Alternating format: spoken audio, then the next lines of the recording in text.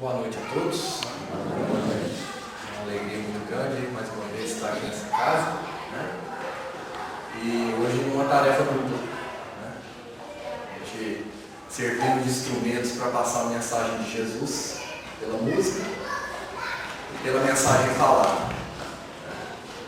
É bom que a gente já começa aquecido, né? Já começa com essa atmosfera gostosa que a música é capaz de proporcionar. Porque hoje nós vamos falar de um tema que é sempre muito atual. Falar do perdão, da virtude do perdão. Principalmente nesses tempos em que a gente percebe a humanidade de uma maneira assim, tão competitiva, onde a intolerância dos homens está cada vez mais à flor da pele.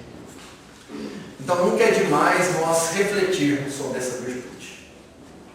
E nós vamos iniciar trazendo, como não podia deixar de ser, algumas mensagens do Divino Mestre.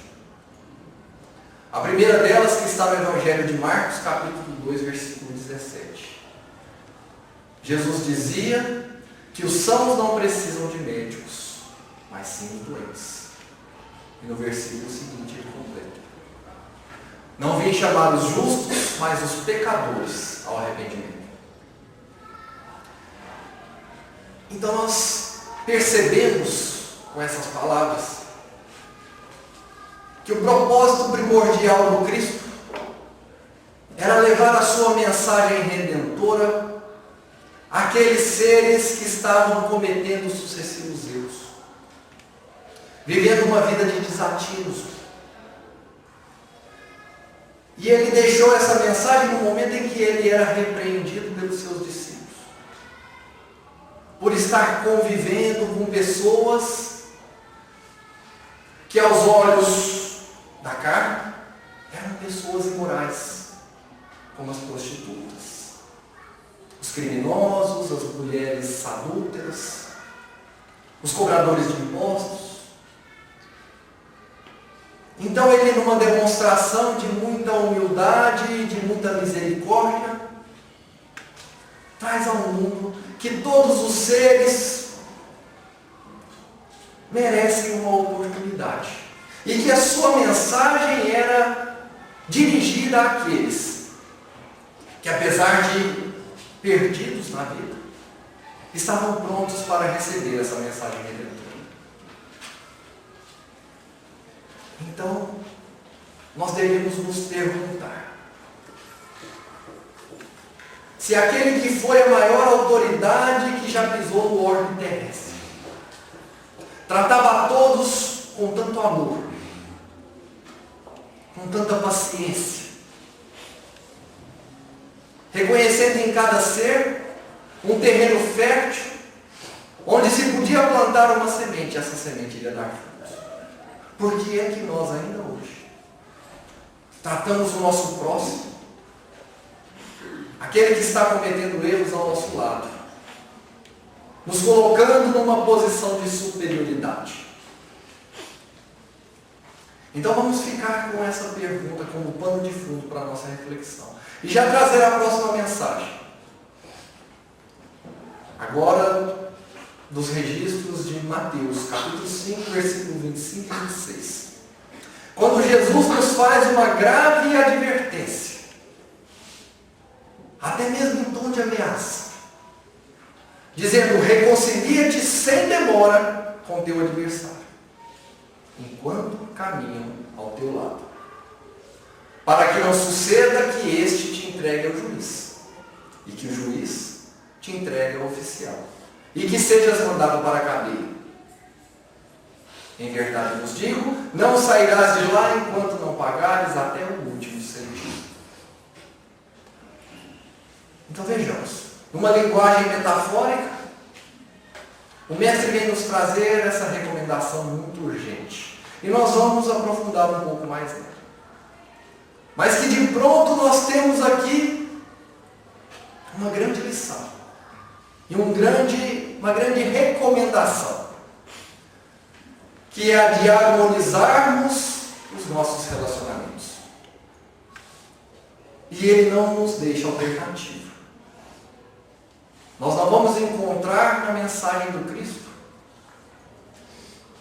nada do tipo: se você é uma pessoa que tem dificuldades de relacionar, vai viver de forma isolada, para que você não venha se comprometer mais. Então a opção de nos isolarmos da sociedade, ela não existe. E por mais que nós percebemos quase que constantemente pessoas dizendo que vai viver isoladamente, dizendo: eu vou comprar uma casinha no campo ou uma casa numa praia deserta e vou para lá morar só, porque eu estou cansado da maldade, então vou lá viver sozinho, apenas com a minha maldade. Mas a gente percebe que Cristo sempre nos convida para o relacionamento, para o convívio, porque não há outra forma de nos aperfeiçoarmos. Lembrando que a lei é do progresso, e para progredir, para evoluir moralmente, é imprescindível o convívio entre as pessoas. E nós podemos tomar como simbologia para essa mensagem coisas simples do dia a dia. Para se dar forma a um objeto, como uma faca, por exemplo, é necessário o atrito dela com outro objeto de superficiais. Então, quando a gente quer amolar uma faca, nós precisamos atritar esse objeto numa lima, numa pedra de esmeril. E através deste atrito, deste contato dessas duas superfícies, nós vamos moldando e aparando as arestas. E é dessa maneira que, apenas convivendo com outras pessoas do nosso meio, que nós vamos pouco a pouco conseguindo adquirir lisura espiritual, quebrando as cristalizações que ainda existem nos nossos corações. Então não tem outra forma, não tem outro caminho. E sobretudo o convívio com os diferentes, com aqueles que divergem da nossa opinião. Porque conviver com quem pensa como nós, conviver entre iguais, isso não nos desafia. Se eu estou no meio em que todos me apoiam, todos concordam comigo, todos me aplaudem, me bajulam, isso não me desafia para a transformação. É sobretudo diante das divergências que nós somos provocados a rever os nossos pontos de vista e partir para a transformação. Mas existe uma premissa básica que nós temos que adotar no convívio entre qualquer meio, em qualquer relação. Não é possível conviver sem perdão em algum momento da nossa vida. Nós precisaremos perdoar ou ser perdoados. E é por isso que Emmanuel, no livro Mãos Unidas, vai dizer no capítulo A Estranha Crise, que no mundo vigora uma estranha crise, que trata-se da crise moral. Uma crise que não está sujeita à intervenção dos departamentos políticos, nem tampouco da ciência. Trata-se da crise do ódio entre as pessoas, da intolerância humana, e que vem pouco a pouco destruindo as reservas morais do planeta. Assim ele conclui que para a liquidação do problema que assume tremendo vulto em todas as coletividades terrestres, o remédio não se forma de quaisquer ingredientes políticos e financeiros, por ser encontrado tão somente na farmácia da alma, a se exprimir no perdão puro e simples. Porque o ressentimento nos coloca numa espécie de círculo vicioso. Hoje somos vítimas, amanhã verdugos e depois vítimas novamente, e esse círculo nunca se encerra. E quando nós passamos a ter a compreensão deste processo, quando nós passamos a compreender esta lei, que nada mais é do que a lei de causa e efeito, nós passamos também a assumir o jugo da responsabilidade. E nos colocando como os grandes responsáveis pelas nossas dores. E essa compreensão, ela nos coloca sobre um outro patamar de observação. Outro prisma. Nós passamos a enxergar sobre um outro aspecto. Os nossos sofrimentos e as nossas dores. E não mais na posição de vítima. Por isso vai dizer Emmanuel que no mundo há muita injustiça, mas poucos injustiçados. E para ilustrar esta questão, nós encontramos no livro Entre a Terra e o Céu, de André Luiz, um diálogo muito bonito entre a dona Antonina, uma de suas personagens, com seus filhos, na ocasião do Evangelho do Lar. Então vai dizer a dona Antonina que a verdade nunca vive inteiramente ao nosso lado. Se fomos ofendidos, em verdade também ofendemos por nossa vez. Precisamos desculpar os outros, para que os outros nos desculpem. Quando abraçamos o ideal do bem, compete-nos tentar, por todos os meios ao nosso alcance, a justa conciliação com todos os que se encontrem conosco em desarmonia. Prestando-lhes serviço para que renovem a conceituação a nosso respeito. Coração que conserva rancor é coração doente. Então vejamos essa frase impactante. Coração que conserva rancor é coração doente. E aí eu vou convidar todos para uma reflexão muito íntima e pessoal. Qual de nós aqui não trazemos pelo menos um traço de rancor e de ressentimento, dessa ou de outras vidas? Por isso, conforme não todos nós estamos doentes. E por isso estamos nesse grandioso hospital. Acontece que nós precisamos, de uma maneira muito urgente, procurar sanar essas enfermidades. Nós temos que curá-las e não podemos adiar mais. Precisamos agendar uma consulta com o médico das almas, Jesus Cristo. Ele que veio há 1 a 2 mil anos atrás para distribuir receitas gratuitas para todas as doenças espirituais. Então vamos nos transportar mentalmente para o seu consultório, na velha Judéia, às margens do Tiberíades, onde com muita ternura e com muito amor, ele recebia aqueles doentes da época, sobretudo doentes da alma. Porque para nós que ainda somos muito presos nos fenômenos físicos, ficamos admirados quando Jesus levantava paralíticos e curava leprosos. Mas a sua verdadeira missão era a cura das doenças da alma. Quando, por ocasião de uma visita de um nobre fariseu chamado Nicodemos, Jesus explicava a importância da reencarnação, mostrando para Nicodemos que apenas revivendo na carne, repetindo experiências no plano físico, é que seria possível reparar os erros do passado. Essa é a maior oportunidade de terapia.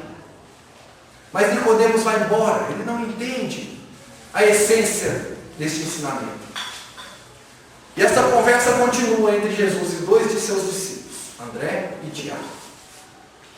Quando Tiago faz uma ponderação: Mestre, compreendo melhor agora os mecanismos de resgate da justiça de Deus. No entanto, somos obrigados a aceitar que o mundo sempre necessitará de um clima de escândalo e sofrimento. Uma vez que para que o homem consiga saldar o seu débito, é necessário que outro lhe tome o seu lugar, contraindo a mesma dívida. Jesus então lhe pergunta: Tiago, como se dá o processo de redenção na lei de Moisés? Tiago responde como muitos de nós ainda responderíamos. Porque ainda hoje temos o hábito de refletir sobre as mensagens de Jesus de uma maneira ainda muito superficial. E sabemos que para compreender o ensinamento do Mestre é necessário mergulhar profundamente na moral. Então Tiago responde sem pensar. Também na lei mosaica se dá olho por olho, dente por dente. Então Jesus lhe adverte: até tu, Tiago, estás procedendo como Nicodemos? Também, como todos os homens, até tens pensado, mas não tens sentido. Acaso não ponderastes ainda que a primeira lei de Deus é uma determinação de amor? E que antes mesmo tu não matarás, não adulterarás, bem, o amarás o Senhor teu Deus sobre todas as coisas, de todo o coração e de todo o entendimento. Como pode alguém amar ao Pai, aborrecendo-lhe a outra? E aí Jesus faz uma conclusão majestosa. Coloca o amor acima da justiça dos homens e tem ensinado que apenas Ele é capaz de cumprir a multidão de pecados. Se nos prendermos à lei de Daniel, somos obrigados a aceitar que sempre que houver um assassino, haverá mais tarde um homem que necessita ser assassinado.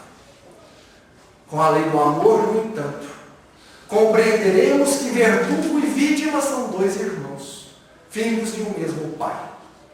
E basta que ambos sintam isso, para que a fraternidade divina afaste de vez os fantasmas do escândalo e do sofrimento. Então perceba que Jesus trazia ao mundo um novo conceito de justiça. A justiça do amor e a justiça pelo perdão. O perdão que ele demonstrou com seus exemplos e com diversas parábolas. Quando por ocasião de uma conversa com Simão Pedro, de uma forma precipitada, Simão pergunta a Jesus: Mestre, dessa forma então eu teria que perdoar por até 7 vezes? E aí Jesus lança a célebre frase: não te digo até 7 vezes, mas 70 vezes 7 vezes. Jesus não queria limitar o uso do perdão. Ele não estava dizendo que precisamos perdoar por 490 vezes e apenas isso. E mais uma vez, temos que sempre compreender a mensagem por detrás da parábola. E lembrar a simbologia do número 7 para o povo hebreu. Que entendiam que 7 era um número importante porque o mundo sempre se renovava no período de 7. As chamadas Shavuos, 7 dias no nosso calendário. 7 séculos, 7 milênios e por aí vai. Ou seja, as pessoas e o universo, ele progride numa espécie de espiral. Ciclos que são solidários uns aos outros. Onde um termina, onde outro se inicia. De forma progressiva e que vai ao infinito. Dessa forma, então, ele queria dizer que é preciso perdoar tantas vezes quantas forem necessárias. E se voltarmos à metáfora de humano, que o perdão é um remédio a ser encontrado na farmácia da alma. Sendo o perdão este medicamento, este antibiótico mental, capaz de eliminar as infecções do ressentimento. É um remédio que não tem contraindicação.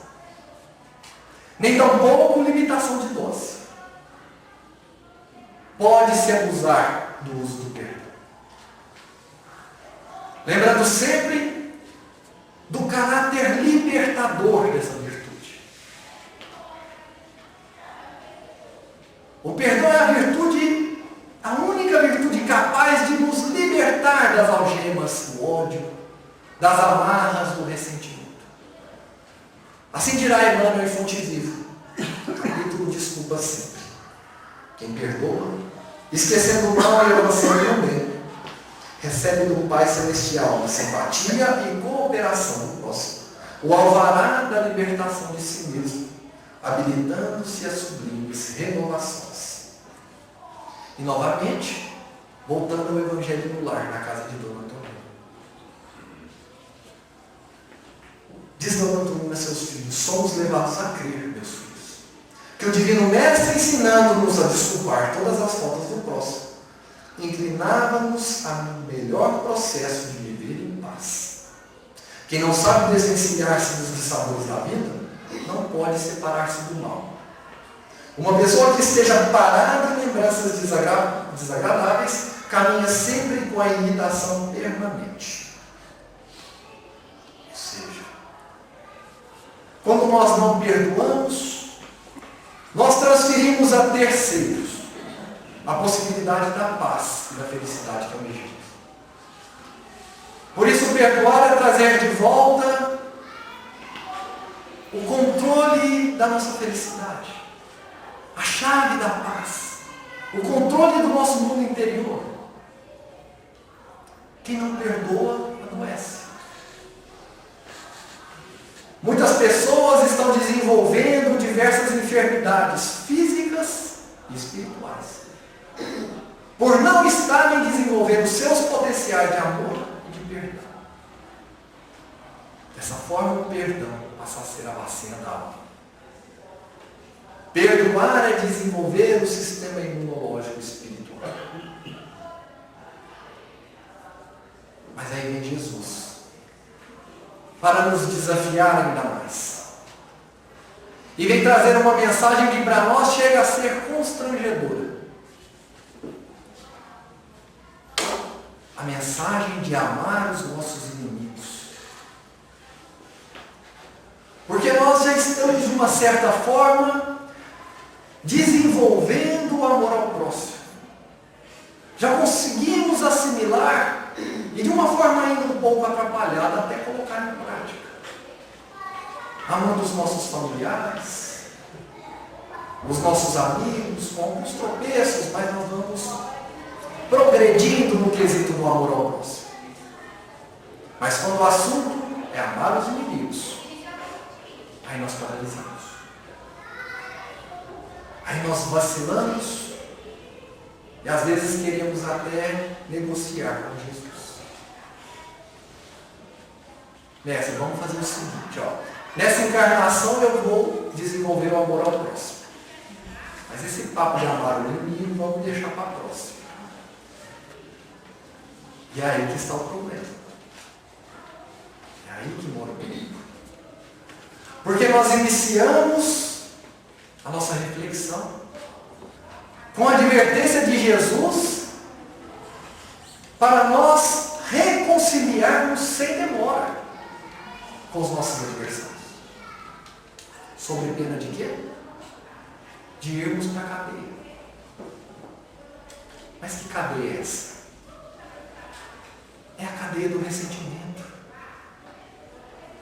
É a prisão do ódio. Trata-se da solitária do desejo de vingança, que nos aprisiona, que não nos permite avançar na nossa programação espiritual. E isso é fácil compreender no nosso dia a dia.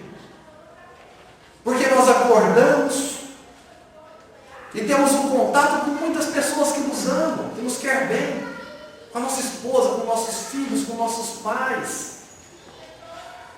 Mas basta uma desavença, por exemplo, no trânsito, ou no nosso ambiente de trabalho, que a gente fica preso a essa lembrança. A gente fica, às vezes, uma semana inteira nessa vibração do ressentimento, aprisionados, paralisados. Por isso, a recomendação do Cristo. Reconciliar sem demora, enquanto caminham ao nosso lado. Enquanto vivem debaixo do mesmo teto.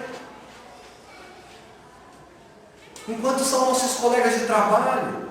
Enquanto são tarefeiros na mesma casa espírita. Este é o momento. Porque agora nós somos agraciados duplamente pela misericórdia de Jesus. Porque nos concedeu temporariamente a ausência da memória do passado. E porque colocam numa roupagem de filho, de pai, de mãe, de irmão, facilitando todas as circunstâncias para que esse laço do desafeto seja refeito.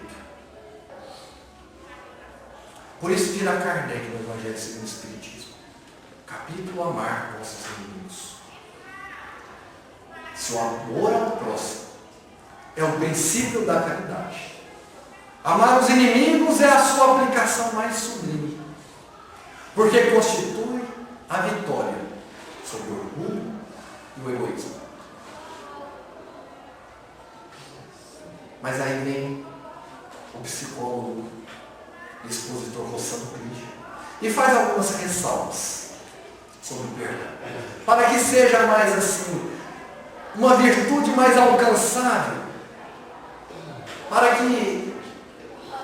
para suavizar um pouco mais essa reflexão sobre o perdão. E ele vai dizer que perdoar nem sempre é esquecer. Porque nós não temos simplesmente o poder de eliminar as lembranças, de deletar esses registros da nossa memória. Por isso, sempre que encontramos um agressor, invariavelmente nós vamos lembrar da ocasião em que nós sofremos. Então, perdoar não é esquecer, mas alterar o sentimento vinculado a essa lembrança. E não mais lembrar com o ódio, com a raiva, mas sim com resignação. Dirá Rossano, perdoar não é deixar de sentir dor. Ele exemplifica. O motorista embriagado te atropela. Você fica paralítico. Mas você resolve perdoar. Você volta a andar. Não volta. Então perdoar não é deixar de sentir dor. Perdoar nem sempre é confiar. Uma mulher é estuprada, mas ela resolve perdoar. Nem por isso ela precisa colocar o agressor para dentro da sua casa. Ela não tem nenhuma garantia que ele não irá novamente cometer aquele mal. Então perdoar nem sempre é confiar. Perdoar nem sempre é reconciliar. Porque às vezes nós estamos machucados e é natural. Então é lícito para nós pedir um tempo. Olha, eu te perdoo, mas deixa eu elaborar isso. Não precisa no outro dia passar a ser amigo íntimo da pessoa. Você pode pedir um tempo. Mas entendendo que a partir do momento do arrependimento, e a partir do momento que nós nos libertamos com o perdão, a misericórdia divina irá nos conceder novas oportunidades para refazer aquele laço. E no lugar dos vínculos do ódio, nós transformarmos nos vínculos do amor. Acontece que tão importante quanto desenvolver o perdão, é também importante desenvolver o auto-perdão. E Humberto de Campos vem ilustrar essa questão do auto-perdão no livro Crônica de Aventura. Quando ele vem dizer que, visitando a velha Jerusalém em espírito, tomado por aquele sentimento, naquela atmosfera, onde foi narrado muito das passagens da vida de Jesus, ele vê ao longe um jovem sentado numa pedra, cabisbaixo. E alguém sussurra ao teu ouvido, sabe quem é ele? Disse, não. Aquele é Judas Iscariotes. Diz Humberto de Campos que, tomado por aquele sentimento de jornalista, que foi na sua última encarnação, vai até Judas para entrevistá-lo. E no transcorrer do diálogo, ele pergunta a Judas: você conseguiu se salvar pelo arrependimento? Judas responde: não. Não pelo arrependimento.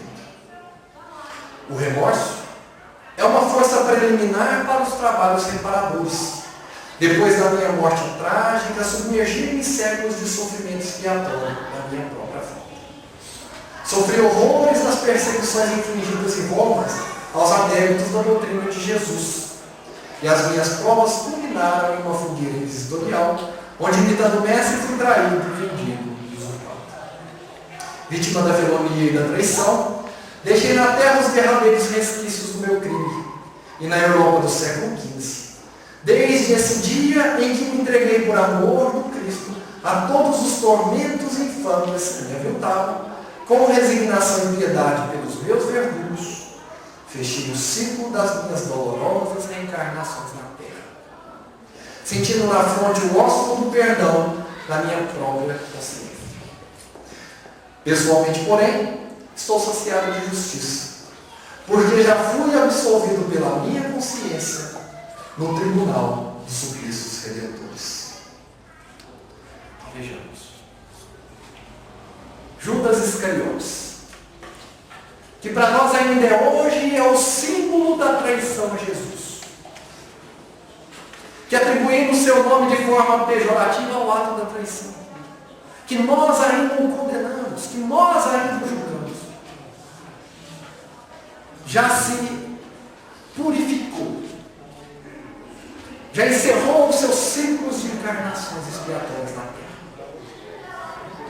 Provavelmente vivendo hoje nas esferas do Cristo, depois de passar pelas experiências reparatórias, mas que só conseguiu esse status de espírito puro depois de conseguir o perdão da sua própria consciência. Apenas depois do auto-perdão. E é por isso que Jesus nos ensina na sua oração dominical: Pai, perdoe as nossas ofensas, como nós perdoamos quem nos tem ofendido. Jesus não estava querendo dizer que Deus é um ser que possa se ofender, mas que nós devemos desenvolver em nós a consciência divina, para sermos os juízes das nossas causas e conceder o direito de nos desculpar, na medida em que nós perdoamos o nosso irmão. Por isso a importância do auto-perdão e do auto-amor. Mas para desenvolver essas virtudes, é necessário fazer um mergulho interno, uma viagem no nosso mundo interior.